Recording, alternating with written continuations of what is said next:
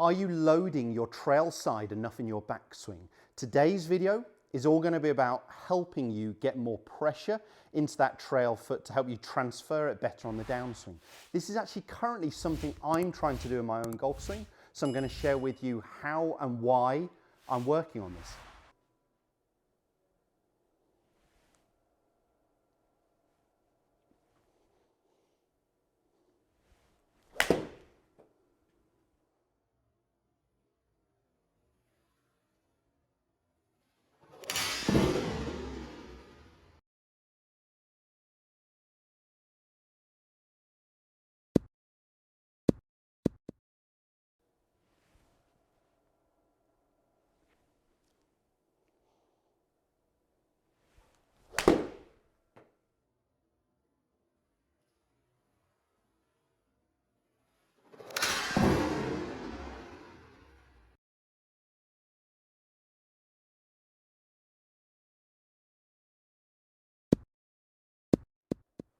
Hopefully you'll have picked up on a big difference between those two backswings. I was over-exaggerating the wrong hip movement in the backswing, but this is something I've been struggling with in my own game. So what I'm seeing on video is, as I wind to the top, my lead hip is already moving a little bit too much out towards the target. Now, we want to get pressure to that trail side, but we want to hit our maximum. Actually, let's face this camera. We want to hit our maximum when our lead arm is parallel to the ground. I'd like to be about 80% shifted into my trail foot, okay, into that trail thigh. So as I complete the backswing, we will start to even out and go back towards the target. So at the top of the backswing, we may be a little bit closer to 50-50. What I see for me is actually I get that 80% quite early. So actually I get to an early shift off the golf ball and my hips going back towards the target too much. And I almost see this disconnect where my hips look like they're a lot closer to the target than my upper body. And what it means is I get on the downswing my pressure, again, very early over towards my lead foot, and I would go crashing down and hit down, too much down on it, but I end up backing up with my pressure into impact. So I almost go early to my right side, early to my left side, and then I end up backing up out the way. What I'm trying to feel with this exercise here, so I've just put a tour stick in the ground on an artificial turf. This swing plate works really well, but you could just push an alignment stick, alignment rod into the turf or get it through a range bucket perhaps, is I was trying to get the sensation of almost bumping it and turning and keeping my hip a little bit closer towards the cane. So if you're struggling, hitting it too low, not generating enough power, not actually loading into this trail side, have a little look and draw some lines on your hips and then some lines on the outside edge of your feet upwards, and just see what your hips are doing in the backswing. Now this could be down to a lack of mobility or flexibility, possibly with your hip flexors. So there are some physical things you can do about it to do with stretching and mobility. I'm just going to talk about the golf swing as I don't know you individually, but we're going to try and get that sensation, or I'm trying to get that sensation of almost bumping and turning rather than this movement where you can clearly see there's a bigger gap from my trail hip to the cane. Now, I don't mind if you are struggling with this movement, I don't mind as you do it, you allow the lead knee and the foot to almost come up and kick inwards a little bit to help me load that trail hip. And I'm trying to feel the pressure almost on the inside edge of my trail hip. I don't want to get that swaying movement where I've got the pressure to the outside edge of my hip or my knee. I'm trying to feel like I wind up into this trail side.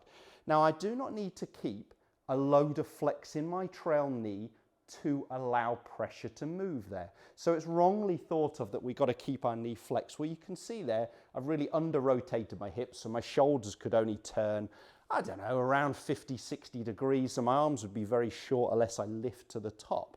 So we actually allow that trail leg to straighten and we can still load pressure onto the inside of that thigh.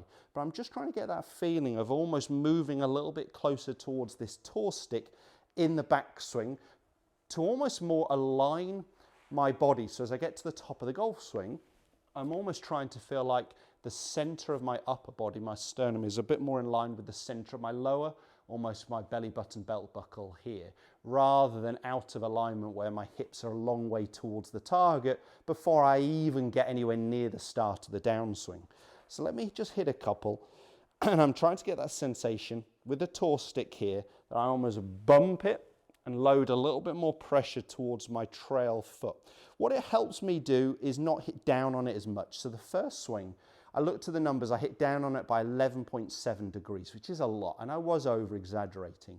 Whereas the second one, I hit down on it by more like 6. Now I'd like even a little less, so we should hit down, but not to a huge number. Tour average with a mid-iron is around 4 degrees.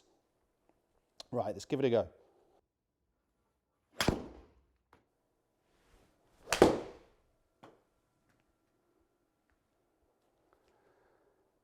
Lovely contact, nice high flight, similar to that second one I'd hit. You can clearly see the difference in terms of the flight I got out of those last 2 shots compared to the first one, and a lot more distance, a lot more yardage. A similar feeling of clubhead speed. I looked, and there's only 2 miles an hour between them, but I got a lot more carry, a lot more launch angle, a lot more spin from that. I hit down on another one 6 degrees. I really want to try and get the sensation even a little shallower for me. As I said, a fault of mine is hitting down just a touch too much, so I'd like to see even just a little less.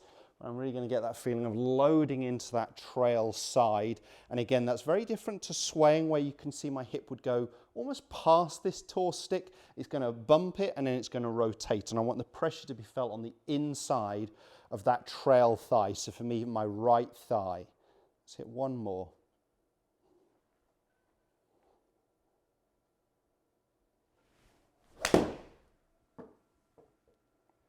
Lovely strike, high ball flight, just a touch right to target. Oh, no, I'm being picky, it was only a touch.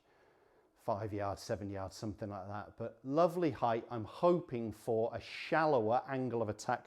Really with that one, definitely got the feel of moving a little bit more pressure into my trail foot. But you'll have seen from the face on camera, that's very different to swaying, sliding. That was a good one for me. I hit down on it by 4 degrees and I was nearly 4 degrees in to out. So I sort of matched the swing path and the angle of attack, and I got the strike about as efficient as it can be, 1.37 with the iron. So a really good energy transfer from club to golf ball. As I said, this is something I'm working on in my golf swing. If, like me, when you record it from face on, you start to see this movement, try and get that sensation of loading a little bit more into that trail inside edge of the trail thigh. If you need to allow that lead foot to come off the floor, allow it to happen.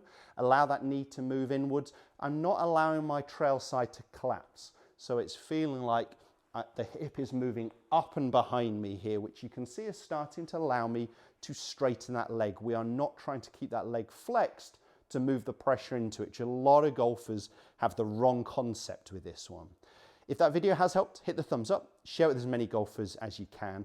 Right now, YouTube is suggesting a video you should watch of mine right here. Best for you, the viewer, so click on that one and don't forget to subscribe to my channel for at least 2 instructional videos a week.